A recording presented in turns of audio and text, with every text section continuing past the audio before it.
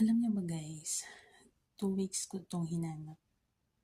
Nakaipit lang pala siya sa dito. Nagpalit ako ng bedsheet. Nakaipit pala siya sa bedsheet guys. Hindi ko na malayan nung nag-arrange ako ng bedsheet.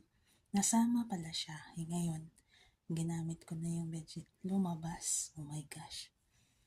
Tapos, what I noticed, nagsuklay ako ngayon kasi nga nakita ko na siya.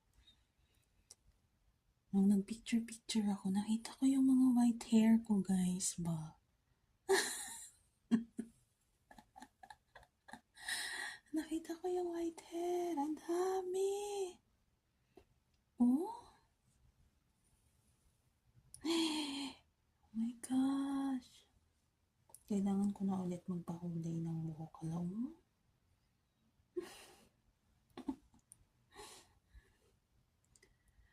Ang dami.